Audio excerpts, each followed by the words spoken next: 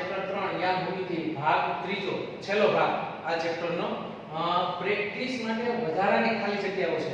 અહીં જે બધી ખાલી જગ્યાઓ કરાવું ને એ તમારે તમારી ફેરબુકની અંદર લખવાની છે.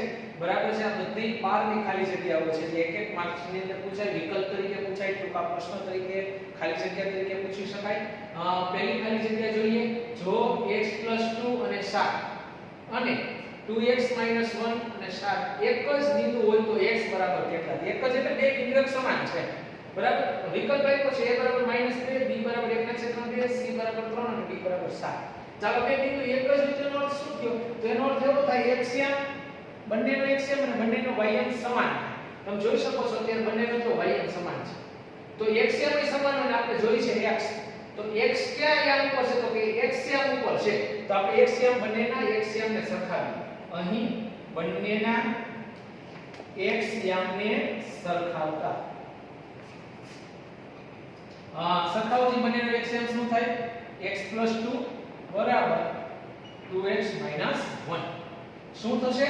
તો આપણે આના પરથી x મેળવવો હોય તો શું કરાય? તો કે x વાળા બાજુ x વાળું સ્ટેપ જવા દેવાય અને y વાળા બાજુ y વાળું સ્ટેપ. તો અચળ સંખ્યા બાજુ અચળ સંખ્યા જવા દેવાય. તો xm ને xm આ બાજુ x આવે તો કેવાય છે? તો -2x બરાબર ના બરાબર આ બાજુ આપણે સંખ્યા જવા દેશે -1 ના 1. બે આ બાજુ કેવો કે થઈ જશે? તો કે -2 થઈ જાય. નિશાની બદલી જાય છે. બંને નિશાની અલગ અલગ છે. બાદબાકી થશે. 2x માંથી x જાય તો x વધે. જવાબ તરીકે મોટાની નિશાની એટલે -x આવશે. બરાબર ના બરાબર. બે ની નિશાની સરખી છે એટલે સરવાળો થશે. -2 -1 કેટલા થાય? તો કે -3 થશે. તમે જોઈ શકો છો બે સાઈડ થી માઈનસ માઈનસ ઉડી ગયું. x બરાબર કેટલા આવશે? તો 3 આવશે. તો આપણો જવાબ છે 3. કયા વિકલ્પમાં 3 આપેલું છે? તો કે c વિકલ્પમાં 3 આપેલું છે. તો જવાબ આવશે c3. આ રીતે તમારે પ્રેક્ટિસ કરવાની છે. એવો જ દાખલો બીજો જોઈએ. જો 2x 3 અને y 3 તથા x 7 અને 2y 2 એ સમાન બિંદુ હોય તો x અને y ની કિંમત અનુક્રમે શું થાય? નીચે ચાર વિકલ્પ આપેલા છે. હવે બંને એમ સમાન હોય એટલે શું થાય? તો કે બંનેના x એમ સરખા હોય, બંનેના y એમ સરખા હોય તોય બે બિંદુ સમાન કહેવાય. જો આ રીતે દાખલા તરીકે 3 ને 5 આ બે એમ સમાન છે કારણ કે બંનેનો x એમ સરખો અને બંનેનો y એમ સરખો. તો આ રીતે હોય તો સમાન બિંદુ થાય. તો આ બિંદુ સમાન છે એવું તમને કહી દીધું છે તો શું કરાય? તો કે બંને બિંદુના xm અને ym સાથે ym સરખાવીશું. એટલે કે જો અહીં કરીશું આ રીતે અહીં 2x 3 y 3 અને બીજું બિંદુ છે x 7 2y 2 આ બંને બિંદુ આ રીતે એક સમાન છે. તો શું કરી શકો? તો xm અને xm સરખાવો, ym અને ym સરખાવો એટલે આપણે x અને y ની કિંમત મળશે. કઈ રીતે? 2x 3 બરાબર x 7. એ જ રીતે ym સાથે ym સરખાવીએ. y 3 બરાબર 2y 2. તો આપણે x મેળવવો તો શું કરવું પડે? 2x ના 2x x ના બાજુ લઈ આવો. કેવા x છે? તો -x બરાબર ના બરાબર 7 ના 7. -3 આ બાજુ આવે તો કેવા 3 થઈ જશે? +3 થઈ જશે. 2x માંથી x એટલે x 7 + 3 એટલે 10. તો x બરાબર 10. એ જ રીતે આપણે y જોઈએ તો શું કરાય? આ y ના y 2y ના બાજુ લઈ આવો તો -2y થઈ જશે. બરાબર ના બરાબર -2 ના 2. 3 આ બાજુ આવે તો -3 થઈ જશે. y માંથી 2y જાય તો કેટલા આવશે? તો કે -y -5 માઈનસ સુધી ગયા y બરાબર 5. તો તમે જોઈ શકો છો x અને y ની કિંમત આવી 10 અને 5. આમાં કયો વિકલ્પ છે? તો 10 અને 5 c વિકલ્પ છે. તો અહીં લખવાનું છે c 10 અને 5. તમારે મિત્રો આનો સ્ક્રીનશોટ પાડવાનો છે. બરાબર. તમારે ફેસબુક ની અંદર ઉતારવાના છે. હવે હું તમને આવા બરાબર છે હજી પ્રેક્ટિસ માટે આપણે આગળ દાખલા કરીએ. ચાલો એના પછી હવે ત્રીજો દાખલો છે 5 ને -3 અને -5 ને -3 ને જોડતી રેખા ખાલી જગ્યા હોય. ચાર એમસીક્યુ આપેલા છે. બંને અક્ષને છેદેલી, x અક્ષને સમાંતર, x અક્ષને લંબ અને y અક્ષને સમાંતર. હવે આ ખાલી જગ્યા માટે આપણે આલેખની જરૂરિયાત પડશે તો આપણે આલેખ દોરીશું. આલેખ દોરતા તમને આવડે છે શું કરવાનું છે? રફ નોટ ની અંદર આલેખ દોરી શકો ખાલી જગ્યા પૂરવા માટે. જો આ રીતે આડી રેખા x અક્ષ, આ ઊભી રેખા y અક્ષ, આ x, આ x ડેશ, y ડેશ, અહીં 0 1 2 3 4 5 6 7 8 1 સેન્ટીમીટર બરાબર 1 એકમ લીધેલા છે. પછી આ રીતે -1 -2 -3 -4 -5 -6 -7 અને -8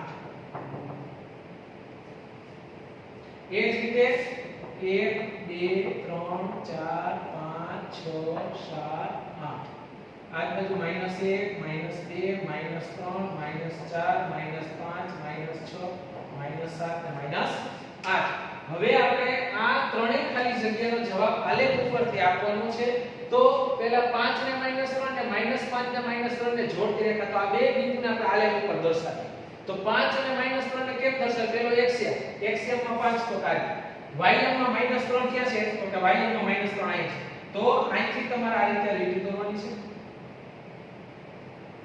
અહીં આવશે બિંદુ બીજું બિંદુ છે -5 ને -3 xm ઉપર -5 તો આવી પછી ym ઉપર -3 તો અહીં નીચે છે તો તમે આ રીતે દોરી શકશો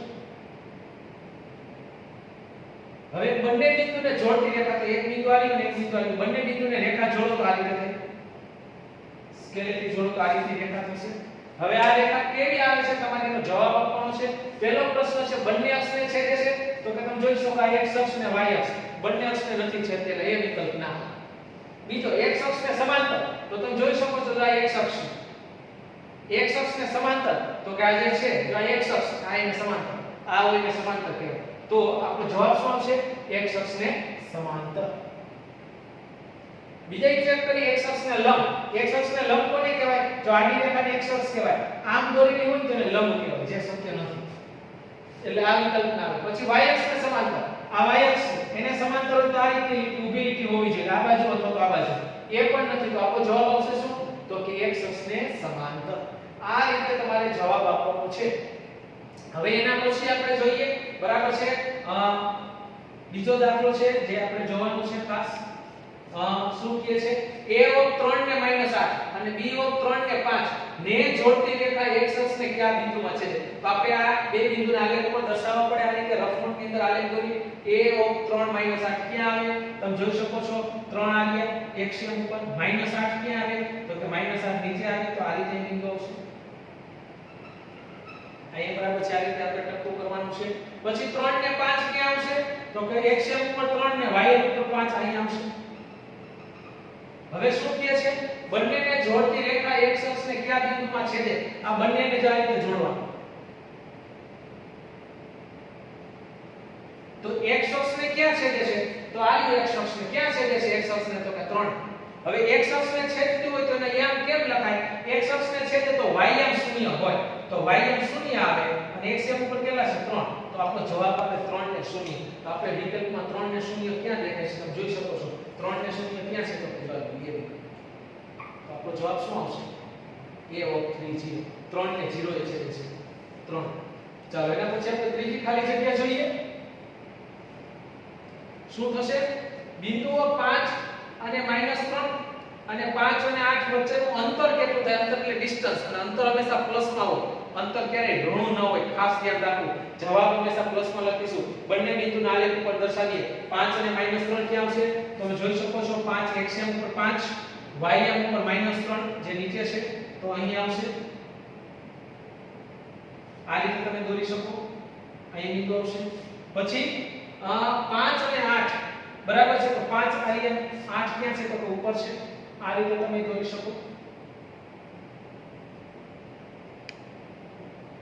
હવે બંને બિંદુ વચ્ચેનું અંતર તો આ બે બિંદુ છે બરાબર છે વચ્ચેનું ડિસ્ટન્સ કેટલું થાય તો અહીંથી અહીં સુધીનું થાય તો તમે ગણી શકો અહીંથી અહીં સુધી કેટલું અંતર થાય તો જો અહીંથી 1 સેન્ટીમીટર બરાબર 1 એકમ છે 1 2 3 4 5 6 7 8 9 10 અને 11 બરાબર 11 એકમ છે તો આપણો જવાબ આવશે 11 તો વિકલ્પમાં ક્યાં 11 છે તો કે સી હંમેશા અંતર પ્લસમાં લખવાનું છે તો બરાબર છે 11 એકમ થશે આનો જવાબ એ જ રીતનો હજી એક છે બિંદુ 0 -6 નું ઉગમ બિંદુથી અંતર તો પહેલા આપણે બિંદુ 0 અને -6 ને દર્શાવીશું આલેખ ઉપર ક્યાં આવશે તો કે xm ઉપર 0 તો કાર્ય ym ઉપર -6 તો કે અહીંયા છે તો આ બિંદુ અહીંયા આવશે અહીંથી અહીં સુધીનું અંતર જોઈ છે કેટલું થાય ગણો તમે 1 2 3 4 5 6 અંતર આવશે -6 નહીં અંતર ક્યારેય ઋણમાં ન હોય ખાસ ધ્યાન રાખવું ઉગમ બિંદુ એટલે 0 0 ત્યાંથી આ બિંદુનું અંતર તમે ગણો તો બરાબર અહીં અહીં સુધીનું અંતર થયું કેટલું તો -6 અંતર પ્લસમાં એટલે -6 નો લખાય +6 લખાય તો જવાબ કોનો આવશે તો 6 -6 ને ખાસ ધ્યાન રાખજો તો આ રીતે તમે દાખલા કરી શકો. આનો સ્ક્રીનશોટ તમે પાડીને પ્રેક્ટિસ માટે દાખલા કરવાના છે. ચાલો એના પછી હવે વિધાન ખરા છે કે ખોટા તે જણાવવાના છે. જે 1 માર્કની અંદર પ્રશ્ન પૂછાય. -3 ને -5 એ દ્વિતીય ચરણનું બિંદુ છે. સાચું ખોટું? હવે આપણે ચરણનું તમને શીખવાડેલું હતું કે પ્રથમ ચરણના યામ કેવો હોય, દ્વિતીય ચરણના, તૃતીય ચરણના, ચતુર્થ ચરણના. હવે બરાબર છે, પ્રથમ ચરણના યામ બધાને ખબર છે. પ્રથમ ચરણના યામ શું હોય? Plus plus. દ્વિતીય ચરણના યામ હોય પ્લસ માઈનસ. બરાબર છે. તૃતીય ચરણના યામ થાય માઈનસ માઈનસ. બરાબર છે, બંને માઈનસ માઈનસ થાય. બરાબર છે. દ્વિતીય ચરણમાં આવશે minus plus minus minus plus minus. આ રીતે પ્રથમ ચરણ, દ્વિતીય ચરણ, તૃતીય ચરણ અને ચતુર્થ ચરણ. હવે તમે જોઈ શકો છો અહીં બંને યામ કેવા છે? તો કે માઈનસ છે. બંને યામ માઈનસ છે તો કયું ચરણ આવે? તો કે તૃતીય. કીધું કયું? તો કે દ્વિતીય. તો આ વિધાન કેવું થાય? તો ખોટું. તમે બોક્સ કરી તમે લખવાનું આ વિધાન ખોટું છે. એ જ રીતે યામાક્ષો 0 0 માં પરસ્પર છે. યામાક્ષ એટલે x અક્ષ ને y અક્ષ. x અક્ષ અને y અક્ષ એટલે યામાક્ષ છે. એકબીજાને 0 0 માં છે. તો આપણે ખબર છે એકબીજાને ઉગમ બિંદુ એટલે 0 0 માં છે. સાચું ખોટું? તો આ વિધાન કેવું થશે? તો કે સાચું. તો ખરું કરવાનું છે. ત્રીજું, 5 અને -5 એ x અક્ષ પરનું બિંદુ છે. તમને નોંધ લખાવેલી છે. જો બિંદુ x અક્ષ ઉપર હોય તો y યામ શૂન્ય થાય અને જો બિંદુ y અક્ષ ઉપર હોય તો x યામ શૂન્ય થાય. તો અત્યારે તમને એમ કે છે આ બિંદુ x અક્ષ ઉપર છે. જો x અક્ષ ઉપર હોય તો એનો y યામ શૂન્ય હોવો જોઈએ. અત્યારે y યામ તરીકે -5 છે. શૂન્ય હોય તો આ વિધાન સાચું થાય છે. તો ખોટું થાય. તો આપણે વિધાન કેવું થશે? બોક્સ કરી લખવાનું ખોટું. ત્રીજું, 0 7 એ y અક્ષ પરનું બિંદુ છે. y અક્ષ ઉપર બિંદુ હોય એટલે કયો યામ શૂન્ય હોય? તો કે એનો x યામ શૂન્ય હોય. તમે જોઈ શકો છો x યામ શૂન્ય છે. બરાબર છે. આ બિંદુ y અક્ષ પરનું છે. સાચું ખોટું? તો કે વિધાન કેવું બનશે? ખોટું. એ જ રીતે પાંચમું, યામાક્ષો વડે યામ સમતલના 4 ભાગ થાય. યામાક્ષો એટલે x અક્ષ અને y અક્ષ. એના વડે 4 ભાગ થયા તો 1 2 3 ને 4. સાચું ખોટું? તો કે આ 4 ભાગ થાય. તો આપણે વિધાન કેવું થશે? સાચું. આ રીતે તમારે ખરા ખોટા કહેવાના છે. હવે એવી ખાલી જગ્યા પણ પૂછાઈ શકે. જો a બરાબર 5, b બરાબર 7, c બરાબર 6 અને d બરાબર 10 હોય તો બિંદુ a b અને c d ખાલી જગ્યા ચરણનું થાય. તમારે a અને d ની બાદબાકી કરવાની છે, અહીં c અને d ની બાદબાકી કરવાની છે, પછી જવાબ આપવાનો છે. તો શું થશે? કરોશી બાદબાકી a તરીકે કેટલા છે? તો કે 5, માઈનસ b તરીકે કેટલા છે? 7, અલ્પવિરામ c તરીકે 6, માઈનસ d તરીકે 10. હવે સરવાળા બાદબાકી થાય તો નામાં 5 ઓછા 6 કેટલા થાય? તો કે -2. 6 ઓછા 10 કેટલા થાય? તો કે -4. તો હવે તમારે આનું ચરણ નક્કી કરવાનું છે. બંને યામ કેવા ગયા? બંને યામ માઈનસ આવ્યો. બંને યામ માઈનસ હોય તો કયું ચરણ થાય? તો કે બંને યામ માઈનસ હોય તો ત્રીજું ચરણ થાય. તો આપેલ બિંદુ કયા ચરણનું થશે? ત્રીજા ચરણનું બિંદુ થશે. આ રીતે જવાબ આપવાનો છે. હજી જે કેવો દાખલો પ્રેક્ટિસ માટે a બરાબર છે b બરાબર -3, c બરાબર -2 અને d બરાબર -5 હોય તો બરાબર છે બિંદુ AB અને CD. જો અહીં a અને b નો ગુણાકાર છે, માં c અને d નો ગુણાકાર છે. ઈ ગુણાકાર કરી પછી જવાબ આપવાનો છે. તો જો આ રીતે કરવાનું છે. 1 * 2 એટલે કેટલા થાય? તો કે 2 * -3 અલ્પવિરામ. c * d એટલે -2 * -5. ચાલો શું થશે? તંતુ 6 plus minus -6, 5 * 10 minus minus plus. હવે તમારે આનું ચરણ નક્કી કરવાનું છે. તો પહેલો યામ માઈનસ અને બીજો પ્લસ. તો માઈનસ ને પ્લસ ક્યાં આવે છે? તો કે માઈનસ ને પ્લસ કેટલાનું ચરણ થશે? તો કે બીજું ચરણ થશે. તો આનો જવાબ શું આવશે? બીજું ચરણ.